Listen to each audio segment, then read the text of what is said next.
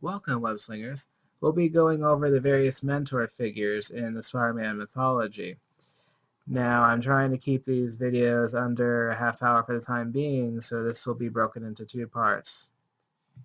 No hero's journey is complete without a mentor, and SpiderMan has no shortage, but most were unreliable, downright evil, or simply short partnerships. This is one of the factors that has severely restricted his growth as a character, although the number one cause is, of course, editorial mandates. To complete his journey, Peter needs to go through the process so that he can overcome some of his aimless state, or better yet, like Batman, become the mentor himself. The relationship between the mentor and the hero is one that is mutually beneficial. The mentor benefits because his relationship helps him focus on what's important and lets him groom a possible replacement. And the mentee receives all the skills, lessons, or gifts the mentor can offer. The relationship has an expiration date, however, often the death of the mentor. The hero seeks his own independence, or a battle between the two. But why have mentors played such a small and hit-or-miss role in the Spider-Man mythos? Well, it could be said that the entire Spider-Man story is defined by the mentor, that there wouldn't even be one without him. It's the death of Peter's father figure, Ben Parker, a death he could have prevented, that starts his never-ending quest for redemption. But in the first 25 years of publication, we never really saw Uncle Ben beyond those few pages in Amazing Fantasy. Even the mantra Peter defines his life by, with great power comes great responsibility, while retroactively applied to him, was only delivered by the narrator in the origin story. Uncle Ben was clearly in mind, however, as Peter's continual inability to quit for very long has shown, not to mention that for a character we know so little about, we hear about him mentioned in pretty much every story. Uncle Ben was a war veteran. Originally, he fought in Japan during World War II with Captain America. It was inspired by the super soldier. But as time scales tend to slide in comics, the actual war Ben fought in question would be subject to change. While we don't know much about Ben, we do know that he was courageous enough to pursue May when a dangerous gangster was a rival for her affections, and that he was a great surrogate parent. In the backup feature called The Web, May reveals that Ben practically raised his much younger brother, Peter's father Richard, and that he loved Peter so much that it at one time cast doubts on the strength of her own relationship with her husband. While it has been portrayed in different versions as if Ben would love Peter's heroic activities, and this is no doubt true, he would probably frown on his obsessiveness and the strength of his self-denial and guilt. In parallel lives, during Peter's last conversation with his uncle before he died, Ben noticed the change in Peter, liked them, and told him that life is a precious gift. Live it to its fullest. When he was able to share a 5-minute conversation with him posthumous in Amazing Spider-Man number 500, the only thing Ben seemed really concerned with was that if Peter was happy and satisfied with the life he had. In Dying Wish, Peter in Doc Ock's body has conversations with Uncle Ben. It is widely agreed, and Dan Slott himself holds, that their conversations in the vision of heaven in Dying Wish were delusions, not a sign of him going off in the spirit world. This might actually make it more valuable because the exchange is not with Peter's mentor, but with his mind's own perception of this mentor. So what does he tell Peter in Dying Wish? He lets him know that he has done enough, that a life of penance is not what he wanted for him, nor is anyone exacting it from him, and that when he gets his body back, he can walk away from his heroic career if he wants. In the first issue of Learning to Crawl, there is an impressive turnout at Ben's funeral. Peter finds out this is because Ben, a blue-collar worker, had done a lot for his community and fellow man, personally and financially, bringing to mind Tom DeFalco's take on the immortal lines, namely, to never let a man suffer because you fail to act, or alternately, if there is something you can do. Earlier in Slott's run, Mary Jane reveals the precious truth to Peter about his mentor, something he had failed to recognize. Peter wasn't the man he was because his uncle died, but because he had lived to raise and teach him. What made Ben such a fine mentor? It was his heart.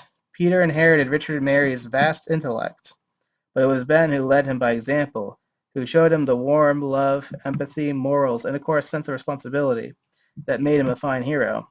There was scarcely a finer mentor Peter could have been blessed with, since at least when Peter's father was no more than 10 years old, Ben was a man who had found the perfect balance between love and duty. He was the embodiment of the very equilibrium the hero so often sought, but found hard to grasp. One of the most common themes of literature is the son becoming and taking on the role once filled by his own father. The closer you examine the first 35 years of Spider-Man's history, the more clear it is just how much it is a facet of the myth. Let us hope that Spider-Man finds peace someday from the guilt over his inaction so many years ago. There is also, of course, May Parker. What, doting Aunt May a mentor? Not outside of the Raimi films, many people would say, but there's more to the woman than many fans are willing to admit.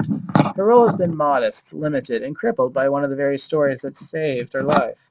Though no substitute for Ben, like him, she had a lot of wisdom and life experience to offer. Believe it or not, May Parker wasn't always the warm, almost saintly figure we see before her nephew was orphaned. She was actually a rather cold woman as a result of her childhood. She resented the responsibility of raising Peter and thought he would ruin her marriage. But as the years passed, her heart melted, and she became the caring, overprotective, if sometimes naive figure we know. Aunt May loves Peter. She really is his mother figure, and she devoted her life to making his a success, always encouraging Peter to achieve his dreams in science. And for a while in the 80s, they weren't on speaking terms because she was disappointed with him leaving graduate school, as she thought it constituted him giving up. She also took care to find someone to take care of him when she was gone, a good housewife like her neighbor's niece. Without the knowledge of his dual life, May's ability to aid her nephew was limited. She did guide him as best she could, and often over the years, whether in action or on a hospital bed. There's a strong connection between the matter of secret identities and May. With her heart as weak as it is, the fear that she'll keel over if she found out was his sole motivation for keeping his identity secret before he witnessed Gwen's death. But the hero wasn't being entirely honest with himself, as the Manius backup feature the morning after and JMS's run showed us. He was also worried that she'd disown him, and she calls him out for it when she finds out. This would have been a very powerful fear for Peter when he was young, when she was what was left of his world, the only person in his life. But still, he had over a decade of comic time to tell her, and didn't. One could say that this was the decision that first set the tangled web of lies that he has to grow past. At the time, it was his aunt who was largely responsible for his job as a photographer, which was yet another reason for him to spend his days web-slinging without a job, savings, no close relatives, and no help from the insurance company. At 15 years old, Peter had to work as the breadwinner of the household, and he did this while juggling school and his other activities by delivering photographs for Jameson's editorials. Without having to look after her and often pay her hospital bills, he probably wouldn't have stomached working for his archenemy. Anyway, when she does confront him, he finds out she too had tried all those years to live up to Ben's words. As her genetically engineered doppelganger had put it, there is no greater responsibility in this world than raising a child. It would have been so easy to give up after Ben died, but she was there for her nephew. She, her nephew, and his spouse formed what has been called Team Spider-Man, and it was incredible. But May's advice was also her undoing. It was May who supported his decision to unmask before the world, which started a chain of events that led to her being shot, and of course, one more day. She just wanted the world to see her nephew as the wonderful man he was, between her irritation at him being slandered and the understanding of just what dishonesty can do to us. The unmasking, if handled well, could have been the natural culmination of 45 years of storytelling. So, of course, they had to ruin it later with a techno-magic spell. May Parker was willing to accept Peter's life as Spider-Man because Ben would have wanted their nephew to follow his dreams, even if she didn't support them or agree with them. As she pointed out in the Amazing Spider-Man films, secrets have a cost.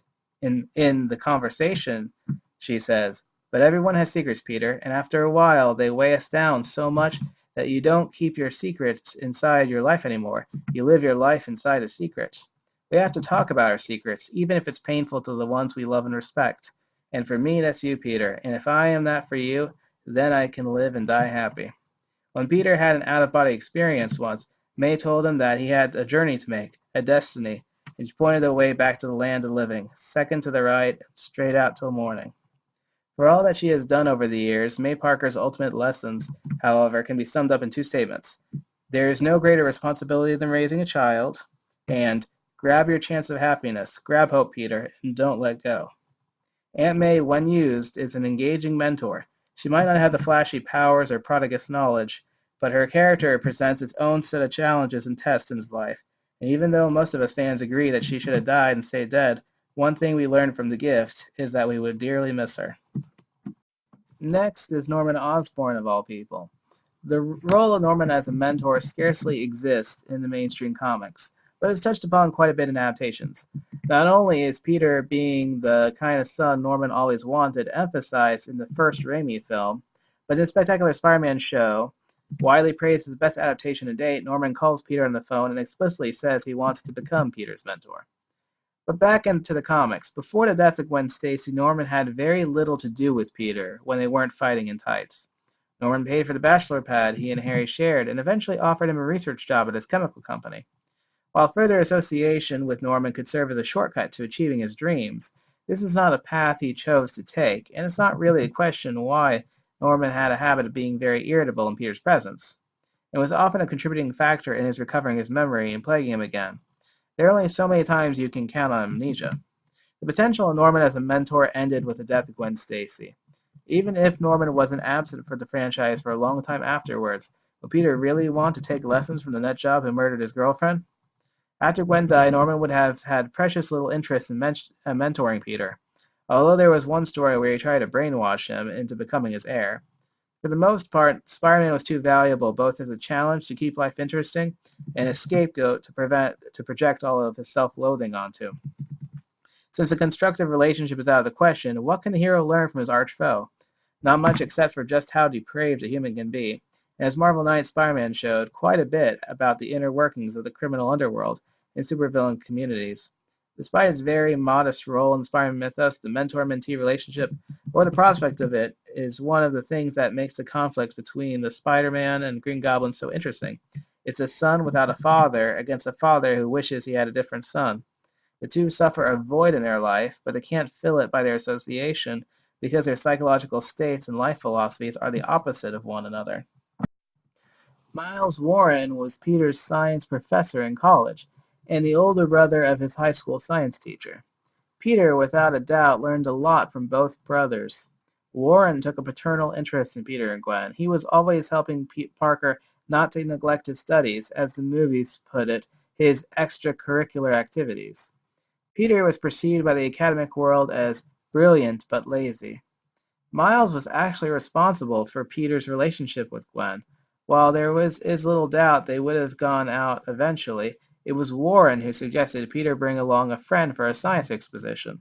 Peter chose Gwen. Warren voiced his approval of Peter's choice, and so began the couple's first short and disastrous date. Though like most mentors, he is not thoroughly used in the Spider-Man story, Warren has an important role in his life. While some mentors may be ambiguous and frustrating or means to an end that never seems to come, Warren kept Peter aware and steered him on the path towards his dream of becoming a scientist, at least for a time. Traumatized by the death of Gwen and his own murder of a colleague, Warren became the villainous Jackal and bore responsibility for both clone sagas. Like Warren, Curt Connors served as a mentor figure to Peter Parker in his scientific pursuits. While no less influential, his presence was much less consistent. Besides serving as a cautionary tale of scientific hubris when in the form of the villainous Lizard, Connors would offer aid to Peter on a number of occasions, performing favors like loaning his condo or helping to create formulas. Perhaps the thing that most impacted Peter about Connors was not his scientific intellect or tendency to spread a tale, but his family, that is, his wife Martha and son Billy. Connors was a mature, responsible man who had his life together, and didn't appear to be suffering any psychoses, unlike Peter's other villains. It was only his desire to further complete himself by recovering his arm that brought trouble and, of course, subsequent relapses. Barring his issues, of course, Connors served as a fitting representation of what Peter aspired to become, both in his career and family life, at least until the Lizard ate his own son. One of the most defining relationships in the Spider-Man mythos is that between Peter, his alter ego, and J. Jonah Jameson. Jameson is an integral and permanent addition to the supporting cast, appearing as far back as Amazing Spider-Man #1. Originally a humorous self-caricature of Stan Lee, just as the character Spider-Man himself was alternately an author avatar for Lee, Ditko, and many of their successors. Jameson was, until recent years, the publisher of the Daily Bugle. Jameson hates Spider-Man with a burning passion and crusades against him to no end. For most of his history, Peter Parker has made a living selling photographs of himself in action to Jameson, because he doesn't ask questions. The humorous irony of Jameson financially supporting the very person he most detests is something that never escapes fans. No matter how hard or long the hero struggles, it seems he will never be allowed to emerge from his persecution, making Jameson easily and by far Spider-Man's greatest adversary. A constantly active foe who, despite creating several of the menaces that plague New York and an entire lineage of robots designed to slay Spider-Man, will never suffer worse than be forced to print the occasional retraction. While as a mentor, Jameson has had precious little to offer Peter, besides an environment that provides him a way to eke out a woefully modest paycheck on his flexible schedule, we shouldn't underestimate the psychological impact of the character. First, wherever he is, Jameson offers a dominating and often irrational presence for Peter to react to. This allowed us a means to witness Peter's maturation and development. From the timid teenager who would play pranks on him as Spider-Man to a little older, more cynical kid who would manipulate Jameson's own vendetta to make more money, to a man that would not let himself be bullied and pushed around, all before The Amazing Spider-Man had hit its 40th issue. Of course, both of them mellowed over the years. Peter became more understanding and respectful, Jameson milder and a tad less selfish. In his Sinister Six trilogy of prose novels, a psychiatrist working for the SAFE organization has a session with Spider-Man, and while unaware of anything involving his civilian identity or his motivations besides his obsessive desire to save lives, suggests that the hero may view J. Jonah Jameson as a father figure, that his constant rants and smear campaigns might have actually motivated Spider-Man to remain a hero, to prove him wrong, get him to stop, and win his approval. Peter didn't know what to think about that, and neither do I, but there was a theory circulating by some fans in recent years, disproven of course, that Jameson knew Spider-Man's secret identity almost the whole time and intentionally played the relationship out, as this psychologist suggested on purpose. Whatever the case, whether we are sick of him or not, J. Jonah Jameson is one of the most enduring facets of Spider-Man's world, and it's doubtful that his story will be told any other way. The Bugle's editor-in-chief, Robbie Robertson, has also taken the role of mentor at times, very much the yin to Jonah's yang. He took out a personal interest in Peter's photography career, was generous financially, and at times offered some great advice. And who could forget that talk he had with Peter about loss? While only a few writers have given Robertson much attention, there has been some interesting stories with him in DeFalco's second Amazing run. For example, there was a long subplot following Robbie's adventures for the Bugle and showing some of the similar challenges and dangers he would face. Perhaps the characteristic Robbie is most remembered for, however, is his way of dropping hints before Brand New Day. Every once in a while, Robbie would say something suspicious that made it seem like he might know that Parker was Spider-Man. We never knew for sure, and Peter wouldn't ask. While Robbie is a trustworthy man, it isn't the understanding of most fans that if he acknowledged what he knew, he'd have to face the decision of whether or not to bury the story. Better to ignore it. Robbie is no superhero, but he is a reliable friend and mentor, going above and beyond the call of duty to help find Spider-Man's child. But alas, the editor-in-chief was no match for another EIC. That about wraps it up for now. I'll be releasing Mentors Part 2 shortly. Until then, don't forget to like and subscribe. You can donate if you're so inclined. Leave your thoughts in the comments. As always, I'd like to hear your take and any requests you may have for future content. Until then, Excelsior.